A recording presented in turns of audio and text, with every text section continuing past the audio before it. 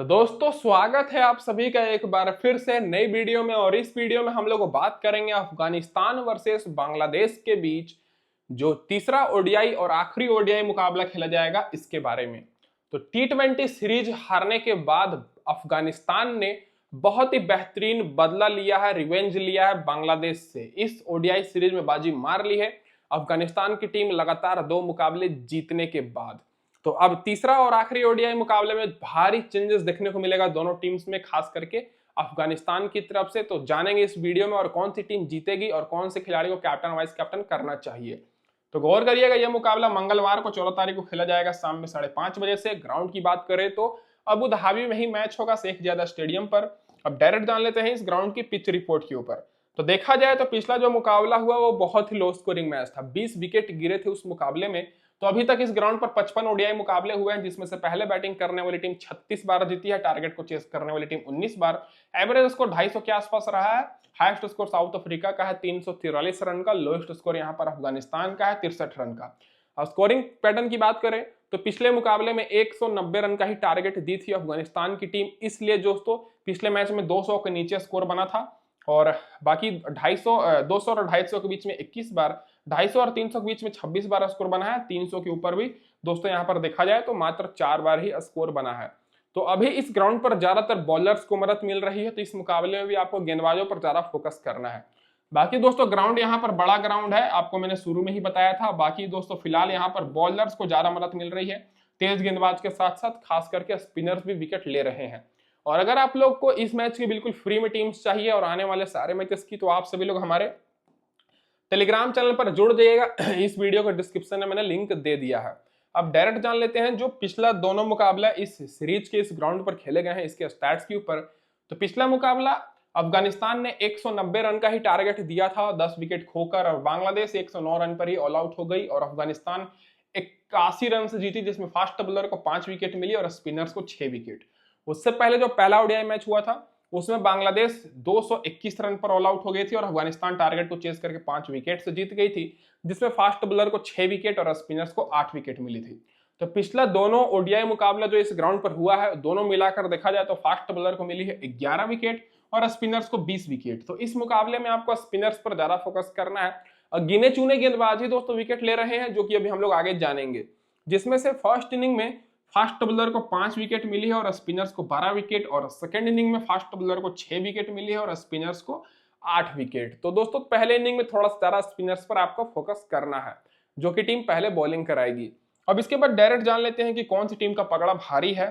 तो दोस्तों कांटे की टक्कर होती है जब दोनों टीम सामने सामने भिड़ती है, और दोनों टीम्स के बीच देखा जाए पिछले 5 सालों में 13 मुकाबले हुए हैं, जिसमें से अफगानिस्तान 7 बार बाजी मारी है, बांग्लादेश 6 बार। और रिसेंट फॉर्म देखिएगा तो अभी फिलहाल तो अफगानिस्तान का बेहतर है और बांग्लादेश का रिसेंट फॉर्म बहुत ही खराब है अगर आप लोग देखेंगे तो। अब इसके बाद डायरेक्ट जान लेते हैं कि यहाँ पर क्या रहेगी प्लेइंग 11 अब अफगानिस्तान की, क्योंकि ये सीरीज जीत चुकी है तो जो बेंच पर खिलाड़ी बैठे हैं उनको मौका दिया जाएगा। तो देखा जाए तो ओपनिंग आर गुरबज के साथ इब्राहिम जादरान ही करेंगे, लेकिन तीसरे नंबर पर आपको सदीकुल्ला अटल दिख जाएंगे। बाकी चौथे नंबर पर रहमत शाह की जगह पर डी रसूली को खिलाते हुए दिख जाएगी टीम, क्योंकि रहमत शाह पिछले मैच में रिटायर हट हो गए थे, चोट लग गई थी, तो ज्यादा चांस है कि डी रसूली खेलेंगे। फिर हजमतुल्ला शहीदी जो कि कप्तान है ये तो खेलेंगे ही। फिर अजमतुल्ला उमर जाई, मोहम्मद नबी, राशिद खान, एन खटोरे। उसके बाद दोस्तों यहाँ पर गजम्फर खेलेंगे। बाकी दोस्तों यहाँ पर बशीर अहमद की जगह पर बिलाल समी को टीम हो सके खिलाएगी। तो 2 पॉसिबल चेंजेस दिख रहा है। बशीर अहमद जो कि तेज गेंदबाज हैं, इनकी जगह पर बिलाल समी खेल सकते हैं। बाकी यहाँ पर डी रसूली को खिलाया जा सकता है मिडिल ऑर्डर में। बाकी पावर प्ले में बशीर अहमद और अजमतुल्ला उमर जाई बॉलिंग कराएंगे, और आखिरी ओवर में अजमतुल्ला उमर जाई और यहाँ पर एक गजम्फर। अब इसके बाद डायरेक्ट जान लेते हैं सारे खिलाड़ियों के रिसेंट फॉर्म के ऊपर। तो अगर आप लोग देखिएगा तो दोस्तों दोनों टीम की बैटिंग लाइनअप बहुत ही अच्छा परफॉर्मेंस नहीं कर रही है। कोई खिलाड़ी है, कुछ ही खिलाड़ी हैं जो कि अच्छा परफॉर्मेंस कर रहे हैं। जैसे अगर आप लोग आर गुरबज की बात करें तो पहले ओडीआई मैच में इन्होंने 50 रन की पारी खेली थी, पिछले मैच में 11 रन पर ही आउट हो गए थे। लेकिन रिसेंट फॉर्म देखिएगा तो दोस्तों 101 रन, फिर 89 run, 105 run, 121 run, 51 run, 48 run की पारी खेल चुके हैं। लेकिन बीच बीच में फ्लॉप भी हुए हैं अगर आप लोग गौर से देखिएगा तो ऐसा नहीं है कि खराब खिलाड़ी है, बड़ा पारी खेल सकते हैं, लेकिन थोड़े से रिस्की रहेंगे। और ये ऐसे खिलाड़ी हैं जो कि एक विकेट कीपर है, तो विकेट कीपर में आपको ज्यादा ऑप्शन मिलेगा नहीं, तो आपको इनको लेकर चलना ही पड़ेगा। बाकी इब्राहिम जादरान की बात करें जो कि अच्छे फॉर्म में है, पिछले मैच में 95 रन की पारी खेले और मैंने आपको कहा था कि इंपॉर्टेंट रहेंगे क्योंकि रिसेंट में 177 रन की पारी खेल कर आ रहे हैं ओडीआई में। सदिकुल्ला अटल की बात करें तो लगातार दोनों मैच में फ्लॉप हुए हैं, 8 रन और 5 रन की पारी खेले हैं, लेकिन इनका भी परफॉर्मेंस रिसेंट में बेहतर है। देखा जाए तो 104 रन, 52 रन और 85 रन की पारी खेल चुके हैं। तो पिछले मैच में मैंने इब्राहिम जादरान के बारे में बताया था, तो हो सकता है कि इस मैच में सदिकुल्ला अटल परफॉर्मेंस कर जाए। तो दोनों ओपनर्स हमारे सेफ ऑप्शन रहेंगे, आर गुरबाज और इब्राहिम जादरान, लेकिन जो हमारे ट्रम्प ऑप्शन रहेंगे वो सदिकुल्ला अटल रहने वाले हैं। तो ये दोस्तों हमारे ट्रम्प ऑप्शन है, तो इन पर आपको थोड़ा सा ज्यादा रिस्क लेना है। बाकी रहमत शाह की बात करें तो रहमत शाह का परफॉर्मेंस रिसेंट में देखा जाए तो उतना भी बेहतर नहीं है। तो रहमत शाह पिछले मैच में 9 रन की ही मात्र पारी खेले, बाकी उससे पहले 50 रन की पारी उन्होंने खेला है, लेकिन चोटिल हुए हैं तो चांसेस इनका नहीं है खेलने का। हालांकि रिसेंट फॉर्म ज्यादातर मैचेस में फ्लॉप हुए हैं, तो रिस्की ऑप्शन रहेंगे फिलहाल। तो मैंने आपको पिछली वीडियो में भी कहा था हजमतुल्लाह शहीदी भी रिस्की रहेंगे क्योंकि इनका खेलने का स्टाइल बहुत ही स्लो है, बहुत ही धीरे धीरे खेलते हैं। रिसेंट फॉर्म देखिएगा तो 10-20 रन के आसपास ही उन्होंने ज्यादातर मैचेस में स्कोर किया है, केवल पहले मैच में 33 रन की नॉट आउट पारी खेले थे। तो आपको टॉप ऑर्डर के बाद डायरेक्ट इनके ऑलराउंडर्स पर ज्यादा फोकस करना है और गेंदबाजों पर, क्योंकि गेंदबाजी ही दोस्तों यहाँ पर इंपॉर्टेंट है। अजमतुल्लाह उमर जाई देखा जाए तो पिछले 2 ओडीआई मैच में 6 विकेट ले चुके हैं। पिछले मैच में तो बैटिंग से फ्लॉप हो गए थे, लेकिन इनको 3 विकेट मिली थी, उससे पहले 40 रन 3 विकेट। रिसेंट फॉर्म भी बेहतर है, 5 विकेट भी रिसेंट में ले चुके हैं ओडीआई में। बाकी मोहम्मद नबी की बात करें तो ये दोस्तों थोड़ा सा परफॉर्मेंस खराब कर रहे हैं, लेकिन ये इस मुकाबले में भी इंपॉर्टेंट रहेंगे। जैसे पिछले मैच में थे, 22 रन की पारी पिछले मैच में खेले थे, लेकिन इस मैच में दोनों ऑलराउंडर फिर से इंपॉर्टेंट रहेंगे। बाकी राशिद खान पिछले 2 मैच में 8 विकेट ले चुके हैं, पिछले मैच में 5 विकेट, उससे पहले 3 विकेट। रिसेंट फॉर्म भी बेहतर है। बाकी एन खटोरे की बात करें तो एक विकेट ही इनको मात्र मिली है, लेकिन फिर भी मैं देख रहा हूं कि एन खटोरे को बहुत ही लोगों ने लिया है। तो इनका रिसेंट फॉर्म ठीक है, 4 विकेट 3 विकेट 3 विकेट मिली है, लेकिन एन खटोरे की जगह पर आप लोग चाहें तो गजम्फर को रख सकते हैं। भले ही पिछले मैच में गजम्फर को विकेट ना मिली हो, लेकिन रिसेंट में 3 विकेट 5 विकेट 2 विकेट ले चुके हैं, और गजम्फर ने पहले ओडीआई मैच में 2 विकेट लेकर बहुत ही शानदार परफॉर्मेंस की थी। तो गेंदबाजी थोड़ी सी दोस्तों इनकी बेहतर है। अजमतुल्लाह उमर जाई, मोहम्मद नबी के साथ आपको राशिद खान, ये तीनों मतलब बेहतरीन ऑलराउंडर्स को लेना है। राशिद खान भी तो बैटिंग कर ही लेते हैं। बाकी खटोरे की बात करें तो खटोरे की जगह पर आप लोग गजम्फर को रख सकते हैं। बसीर अहमद थोड़े से रिस्की रहेंगे, तो बिलाल अहमद मतलब बिलाल समी खेलेंगे तो उनको रख लीजिएगा। बाकी अब डायरेक्ट जान लेते हैं जो खिलाड़ी बेंच पर बैठे हैं। तो इनमें से चांसेस दोस्तों यहाँ पर 2 खिलाड़ी का है, मतलब बिलाल समी और दोस्तों यहाँ पर मतलब यहाँ पर अहमद जदाई, ये दोनों में से कोई एक खेल सकता है।